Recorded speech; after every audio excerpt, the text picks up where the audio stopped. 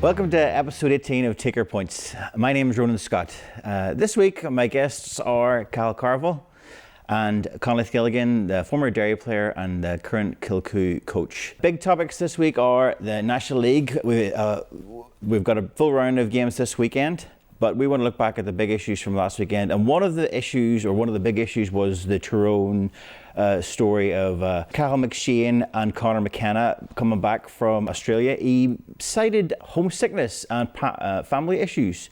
What have you thought of that story, Conleith? Is this good news for Tyrone, or is it too early to say? Probably early to say, but it's a massive shot in the arm, particularly post Cahal McShane staying. Obviously Conor came back and played a few games for English last year and probably got into a wee bit of trouble with that, but I think he was very, very good and done very well for them when he came back. So I think if he was available for Tyrone, even on a short-term basis, it'd be a massive boost coming into, a difficult time in the league. There's a lot of big games coming up, and Tyrone suddenly, a week on from the Monaghan game, looked to be in a completely much better position. It's mad from a month ago or a couple months ago where we thought Tyrone was in a disaster, losing their star man. Now they're going to get two back.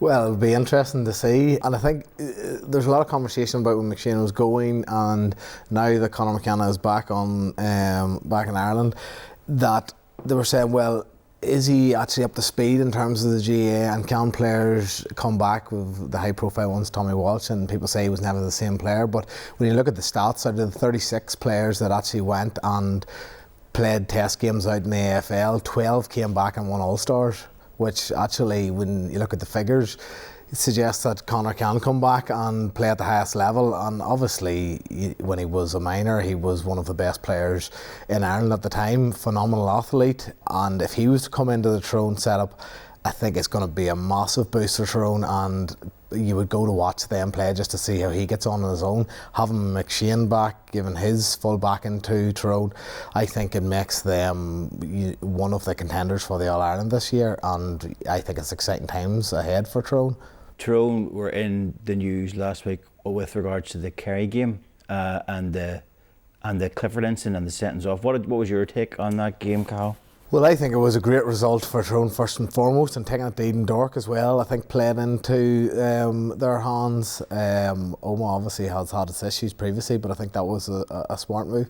In terms of the Clifford incident, the referees and the umpires have been getting it in the neck in relation to that there, and when you've watched it back, yes, he was tackled to the ground and it looked like Clifford didn't do anything, but is this a Tyrone only problem? Tyrone seem to have been berated for instances in the past in terms of cynicism and against my own county in relation to Jim Morrison's sending off as well. So there are a lot of people who are raw about this out here, but let's not get wound up. It may have been Tyrone, but this weekend it could be Dublin, it could be Donegal, it could be Monaghan.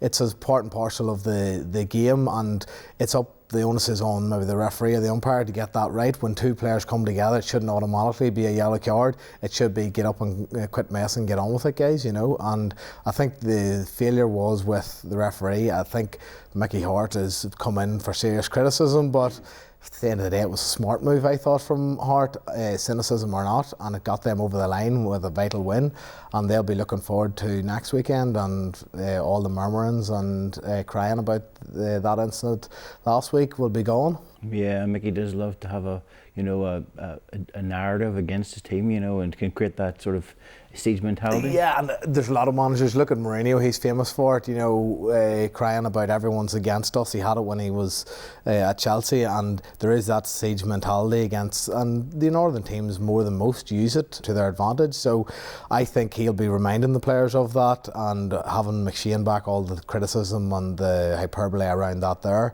and he'll be using that to fire the flames going into the end of the league and in the championship.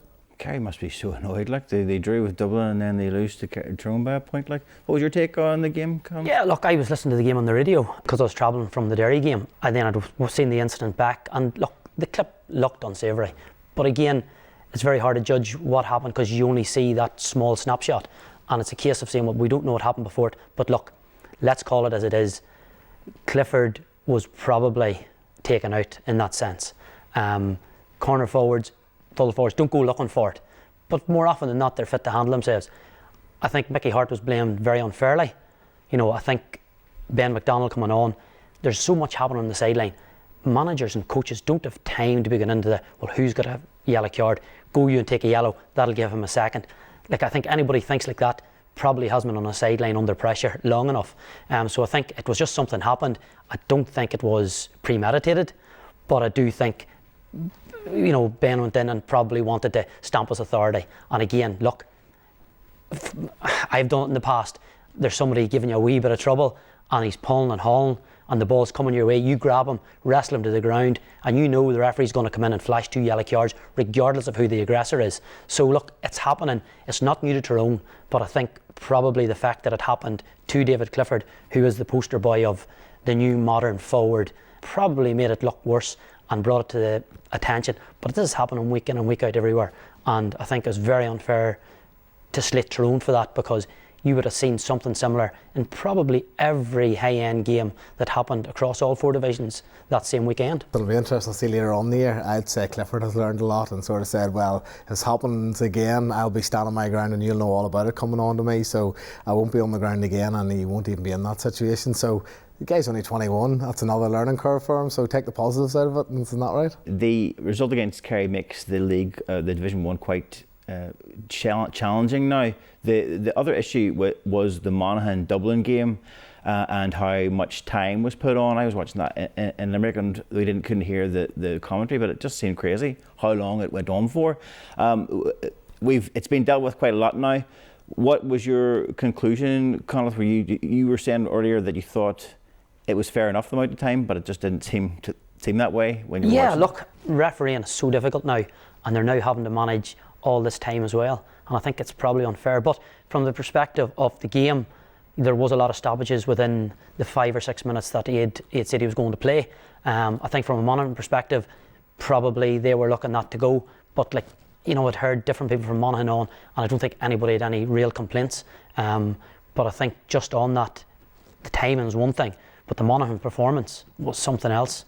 For such a long period of that game, they were so brilliant. They were so dominant, you could see Conor Lavery's fingerprints all over that display, just how composed it was. And I suppose they'll be very, very disappointed, because a point was great before the game, but the way the game went and the fact that they were 5 or 6 up with time nearly up and that they only got a draw, and that point could be crucial towards the end of the league, deciding, whether they push on for that final spot or whether they get dragged back into a relegation dogfight. I wonder, could you go a bit more about Conor Laverty? Obviously you know him well from Kilcoo. What do you mean whenever you say his fingerprints are all over? Yeah, just in terms of the display, their defensive display, their display up front, he's a fantastic coach, he's a fantastic thinker, he's a brilliant brain, and I think Banty done brilliantly to get him in there. He's very, very young. He's as young as some of the players he's playing with, and I would say he's well capable of probably playing in that Monaghan team if they could get bits on him. But I think in terms of the flair and bringing people in, and I think he'll be able to look at Conor McManus and probably try and add something to his game, especially a bit around the composure, particularly when he's been heavily marked, because Conor's been used to that all his own career. So I think a very smart move by Banty to get the team in and around him. And I, at the start, thought it was going to be a difficult year for Monaghan, but really excited about their attacking options and how they've played early on in the league. Peter Donnelly's in there as well. You know Peter too, don't you? Yeah. And again, probably whenever Banty sat down to look at it, getting Peter obviously had left Tyrone at a similar time, and I think that was a great coup. Obviously, I was surprised he didn't stay with Tyrone, but look, that was a situation, and I think for Banty to bring Peter in, with the experience he has with Tyrone and with Ulster football and at that level of Division 1, I think that there was gold dust for him. To go back to the timing point and the extra time that was played in the game, Carl, what was your take on it? What did you think? I couldn't see what the issue was, to be honest with you. When people started to cry about it on social media and I saw articles coming about, I thought, this is a nothing point. Because if you look at the actual game itself, then the point Conleith makes is right. 6 minutes of added time on, and there was a lot of stoppages during the game. But in that 6 minutes, there was at least 3 minutes of stoppages through fouls, and I wouldn't say cynical play, but just Rory Began coming up to take frees, which I don't think in hindsight was, yes, he kicked one from about 65 yards out, but there was 2 that he missed, which actually ultimately cost Monaghan, so they might have to take a look at that. But there was easily 3 minutes extra on top of that, and it ended up, it went to the 9th minute of added time, and there wouldn't have been a word about it, only Dublin got the point. And you have to give plaudits to Dublin, like even with Jim Gavin gone, they still have that composure to, when it's in when the pressure's at its most acute, that they can come up with the goods. And let's be honest about it, Monaghan were far and away the better team on the day, and would be bitterly disappointed they didn't win that, because they were 5, 6, 7 points the better team in my eyes. But you got to give plaudits to Dublin again, pulled it out of the fire, and in the 9th minute, last kick of the game to put it over. There's a lot to be said, but I don't think they're the force that they have been, but they'll definitely have a say in terms of who ultimately wins the All-Ireland, and I think Monaghan will too. So sentimentality really that people were across, that there was 10 minutes? But in saying that, yes and no. I do think in terms of, and I think the hot topic now is rule changes and how we can amend the game and tweak the game and sin bin and hurling and all this nonsense. But actually a fair enough point would be the women's football and camogie style hooter and counting down the time, and that brings an excitement in itself, and it brings the responsibility in terms of timekeeping out of a referee's hands, who has already so many jobs to do on that field. And I think that would be a way of actually removing that responsibility from the referee, but I don't think we can criticise the referee at all in the Dublin Monaghan game for the timekeeping. And again, just on the wider point of the rule changes, a lot of the rule changes, and you talked about the hooter, is great, and it will be great in Croke Park, and it will be brilliant in Páirc Uí Chaoimh and Clonus. The problem is that rule would have to replicate right down the pitch, right down the way on the club pitches that don't have hooters, and who mans that? And again, it's like the advanced mark. All these rules are great in big venues like Croke Park, but somebody has to officiate that in a club game in Armagh or Derry or Tyrone, and I think that's where the problems will occur, and that's where it'll be most acutely felt. Do you not think though that not the hooter situation, but extra help for referees at club level would be a good thing if you could do it? I think if you could do it, it'd be a great thing. The problem is that there is a deficit of people wanting to referee for obvious reasons. It's so difficult to do. You're under pressure all the time, and no matter how well you do, to 50% of the people at the game you're going to be wrong, and to the losing team, you're going to have played a factor. So again, that'd be great, but it's hard enough to get referees in the first instance without having to get maybe 2 referees to a game. But if it could be done, it'd be brilliant. How do we think that Monaghan result and Dublin will affect the Division 1 overall? Do you think that point's going to be crucial? I think it will, and just looking at the table, like, it's so tight, and I think, well, Meath probably, after the result again Donegal, I can't see Meath staying up, but in terms of the other teams, and Donegal and Dublin is going to be critical this weekend, and if Donegal, after their result, and they were narrowly beaten by Galway last week, if they can't turn up and get a victory, then they're going to be in significant trouble, and it leaves Dublin on 6 points looking towards the league finals. But it's just, it's so intriguing, the possibilities in terms of the games, and even Mayo Monaghan, if Monaghan lose that, where do they go from here? And even the Mayo Donegal game, the goal with the last kick of the game to draw that match, and if Mayo didn't have that, they would be staring down the barrel of relegation as well. So it's intriguing times in Division 1 and Division 2, and again it goes back to when teams are matched evenly, the really exciting games that we can get in terms of the football championship. It is so odd, like, well, Monaghan for 3 years now they've put a game up to Dublin, but in other matches they don't seem to perform. Donegal, you just feel like they should be winning every game with the quality of panel they have. At least they didn't lose, but Galway had been losing games close. They were good in their previous 3 games or 2 games anyway. What do you think of so far? Well, I think when you go into Division 1, Meath look like they're going to get relegated for sure, and yet they've been very good for long patches of the league. It just shows how difficult and how competitive it is. Tyrone looked like they were going to be in trouble. Monaghan, maybe before the Tyrone game, looked they're going to be in trouble. Now you have a lot of teams sitting around 3-4 points. You're going to need definitely 6 to stay up, and then if you get another 4 after that, you're looking at the end being in the shake-up. But just to go back to that point, I think Galway have been really exciting, and what they have done there, been really, really positive. I think Donegal have been brilliant. Very unfortunate. Mayo, you still don't really know whether they're going to unearth enough new talent to supplement what was there, or whether they're going to have to go back to the tried and tested that has sort of failed so often. So from that perspective, look, probably Dublin's going to be in a final, and it's who's going to be with them. And I think Tyrone have probably put their hand up now, and they look very exciting going forward. Well, you mentioned a week or two ago, you were looking at maybe Tyrone will be in trouble in that league, but they're so finely poised. And again, to go into some of the other divisions, to take your point, brilliant. Like when league football is very even, the games are brilliant because every team has a realistic chance. There's no walkovers, there's nobody getting beat by 10 or 15 points, and you've seen it right through the league. It's a point here, 2 points there, and the games have been very, very good.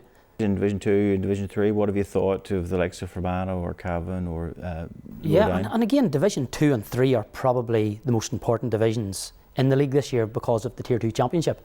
And when you look at whoever's struggling in Division 2, Fermanagh had a great result and then they've fallen away a wee bit. If they don't get their football back on track, they could be looking at that dropping out of that division. I think Armagh probably have looked brilliant. I think what Cian McGeeney has done there with Armagh has been incredible. I think, he's got a lot of criticism, but he has got a group of players there now that are heavily committed. He's not losing players. And that's, for me, that's a sign of a contented camp, and that he's got all the players he wants back in now, and they all seem to be happy and they're playing. And like that performance last week, has really shot them up. And they're probably a team that wants to get a shot at Division 1. In terms of Division 3, you have Cork, who looks like they're going to win that and comfortably move into that Tier 1 competition. And then you've got one team from Down, Derry, Longford. Offaly have now given themselves a chance, and I think that's going to be very clean and contested. And for the Derry and Downs not to be in that Tier 1 will be a big blow for them, but that's going to be the reality. And again, there'll be a lot of soul searching done if that does happen. It's unlikely that both of them will go up, though. It's virtually impossible that both of them will go up, so it'll be one or the other. And I think Longford are probably the team that hold the key in that division, because nobody goes to Pearse Park and wins easily, regardless of who they are and regardless of what division they're in. So Down have Longford in Uri, where Derry have to go to Pearse Park. So it's probably an advantage to Down because they've beaten Derry already.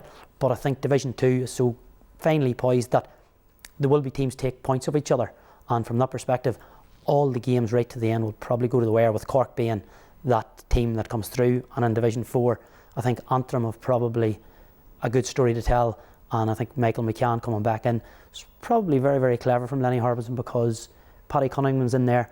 And like, even at 34, Michael McCann is still a player that can hold his own in Division 4 quite comfortably, and could be the difference in Antrim maybe sneaking into that promotion place. What I would say on the Division 2 thing is, with Armagh, I'm hopeful that the Laois result won't come back to bite them, because they seem to be the bogey team for Armagh for a long time, but they have certainly the forward line to do serious damage. And I saw somebody commenting the other day that they're the best forward line in Ireland. Well, I wouldn't maybe go that far, but they certainly have a very potent attack, and if they can just continue that consistency that they have, I think, now built, but teams are beating teams all over the place. Like, look at Cavan, after the first day against Armagh, you thought they were certs to go down, and after the good result at the weekend, and then even with Fermanagh getting beaten away to Westmeath as well, they had aspirations about going up. So it just makes it really exciting, and it makes that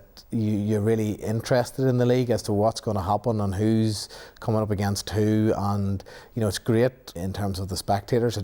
I think it's maybe still a wee bit early in the year given the conditions, especially this weekend and the weekend before, but it makes it very exciting, and it's a very appealing package for GAA supporters out there. Yeah, so in conclusion, we're not sure of anything. Anything could happen in the next 4 weeks. But we'll certainly be glued to the TV screen, and we'll be down in the athletic grounds and Corrigan Park and wherever it is to see some top quality football. No matter what happens next weekend, there's going to be an outcry on social media about people being unhappy with something, because the new thing now is, unless you're unhappy and you're voicing it, this hasn't been a good weekend for football or hurling. Just to go, there was a point I wanted to bring up about people not being happy, and that was at the start of the year. Conleith, 4 months ago, you were in Kilcoo. They were disappointed about their All-Ireland, how it ended up. How do you feel about that now? Have you had time to reflect? Yeah, look, I suppose the disappointment's still a bit raw. Look, we'd planned to go there and win, and obviously you're up against it against Corofin, but we done really well for long periods of that game, and a lot of the stuff we wanted to worked really well.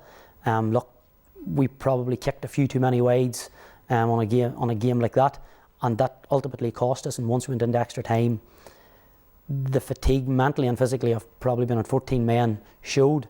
But from the perspective, when the dust settles, probably as a group, look back at a really successful year. How have you found working with Mickey?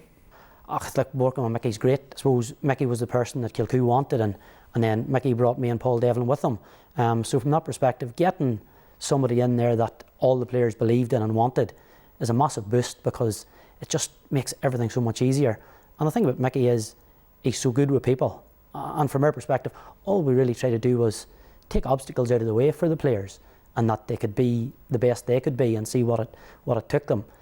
It's very difficult to say what you're going to do at the start of the year, because there's so many obstacles, and it's so difficult now in a club season because you have so many men with so many other commitments. But the one thing that Mickey does that is incredible, he just takes all the obstacles out of the way, and he cares about players in a way that they know he cares, and that everything's done to try and make it easier for them to commit and play and be the best they can be. And I think that's the magic of Mickey.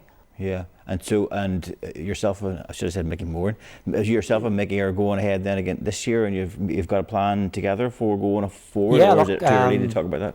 Me and Paul and Mickey are going to go again for another year. So from that perspective, it just starts again. It's back to zero, and you have to do all the stuff over again.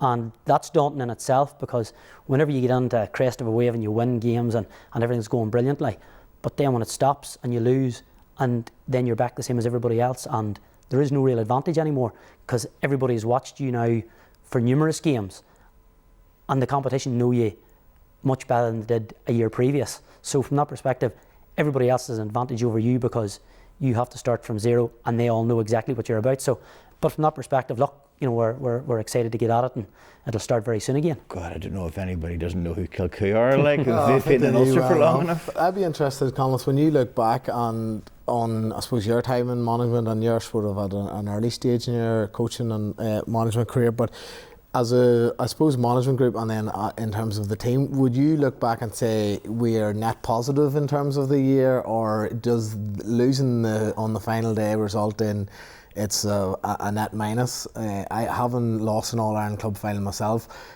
When I look back on it, I always see it as a net minus, and with regret, as opposed to look at where we got to. Where do you think things are now that you're a month on? Look, everything ends in failure generally. Like outside of Corofin and the hurling champions, everybody's year ends in failure at some point. Yes, you have success along the way, but ultimately that last feeling before you regroup again is one of complete desolation, and we're no different. So if you'd been beaten the first round of your club championship, beaten an Ulster club final, semi-final, final, the last game is what you remember. So as you know, losing a club final, like, it's soul destroying, because you put so much of yourself into it, and players sacrifice so much that you think, wow, how am I going to do this again?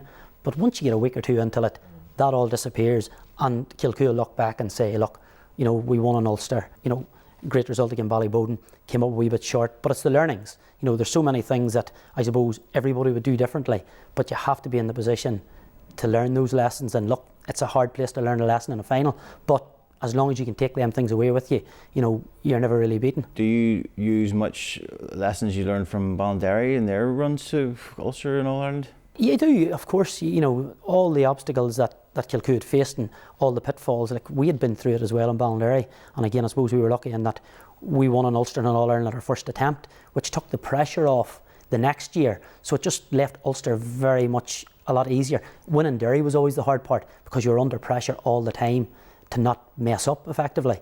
Whereas with Kilcoo, it was, they'd been so close before, and the previous manager, Paul McGaver and Jim McCurry, had done so well, and just they came up against great teams. They came up against Slough, Cross McGlen, and that was the hard part. Whereas we were really only trying to take the obstacles out of it to make it easier for the boys to commit to go at it again, because you need your portions of luck, you need things to go with you, you need to avoid serious injuries, and a lot of the stuff that we needed happened. So, but you always learn the lessons from the stuff that went wrong, more so than the good days. You always learn more lessons than the defeats. And what is the mood like? Have you been chatting to any of them, or have you spoken to any players yet? Or yeah, no, look, the mood of players is pretty good. I think the players appreciate that, you know, they had a long run and they're now just taking a wee bit of time out, and obviously it's been difficult because, you know, Paul Devlin, Jerome Johnson, some of the other boys had to go back into Down a fortnight later, so a few of them haven't really had any break, and then the under-20s have moved in. So from that perspective, look, football moves on very quick, and it's now an all-year thing. The time of getting breaks is nearly gone. You have to be an athlete for football all year round now, and that's just as part and parcel of the game. High-end club, county, everybody's in the same boat. Never stops. Just before we go, just to ask you, Cahal, about your column there from a fortnight ago. You criticised, is it fair to say you criticised the Armagh management or Rory Convery for playing with the Armagh team when he, you know, you argued that he doesn't have any right to, or? Well, I wouldn't say it was a criticism of Rory, and I just want to be clear, there's nothing personal against Rory in the situation. What I was criticising was the events and how things transpired, and I would have no criticism in terms of where realistically it makes sense and where there's a transfer legitimately. Like I use the example of James Loughery, ex-teammate from my days at Queen's. He played with Antrim for a number of years, married a girl from Cork, moved down to Cork, is working in Cork and plays with Cork now, and he transferred across to Cork. Completely understandable. In the situation where I was commenting on, it was Rory lives in Dublin. He retired from Derry 3 years ago, spent 15 years playing with Derry. I played against him on many occasions. He was brought in as a coach to coach Armagh. He's also coached in Trinity. And all of a sudden he turns up as playing with Armagh, and in those circumstances where the only ties he has to Armagh are he married a girl from White Cross, and I understand he's registered member of the White Cross club that allowed him to play, but ultimately his role is a coach, and if Conleith had come in and turned up and started playing with Kilcoo, I'm sure there would have been a lot of eyebrows raised in Ballinderry. And similarly, my issue was with those Armagh players, some of which are from my own club, who are sitting on the bench watching a guy who's retired 4 years at 36 years of age playing centre half back for a county team who he has absolutely no affiliation with.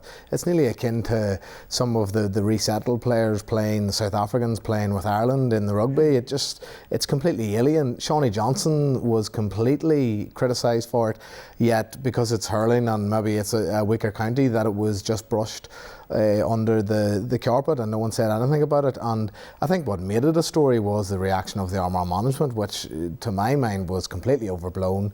And some things, when there is criticism, you can take it on board and say, right, okay, we'll, whether it was justified or otherwise, and then move forward from that. But maybe it'll give Armagh the boost to say, well, whatever he says, we're going to go and win the Nicky record, and I hope they do. But they might use that Mickey Harte mentality, that siege mentality against me, and maybe against the Gaelic life as well, to do well this season. But the social media reaction wasn't all positive for you. It was split down the middle. They were for and against. Well, I wouldn't say it was. No, I wouldn't say that actually. I would say it was more positive to me, and I had a lot of players, current players, playing on the team that messaged me and said, I completely agree with your point. Ex-players who had sent me messages to say, we're about promoting hurling in Armagh and promoting bringing through young players who want to play with Armagh. We're not about giving short-termism to a county team to try and win a Nicky record, but from the game against Donegal where Rory played in, outside of the freeze, I don't think it actually benefited Armagh as a team in any event. So from what I understand, he's gone back to the coaching, and I think that's where his strength lie in terms of Armagh this season and making that step to winning the Nicky record. So it's not Sargreaves that you're not playing for Armagh hurlers anymore? Well, in fairness, at the start of the year I was asked back in and I said no. So I want the best for Armagh football and hurling, and I don't think having Rory in as a player was the best way forward. Okay, well, thanks very much anyway for your point. We look forward to reading what we're going to write this week in Gaelic Life. Yeah, hopefully it'll make less headlines this time, but we'll see. Anyway, thanks for coming in this week, Cahal. Thanks for coming in, Conleith. Hope you enjoyed it. Yep. And I won't be playing for Armagh hurlers this week either. We'll get you in the football, maybe. Well, thanks very much anyway. Thank you. Thank you.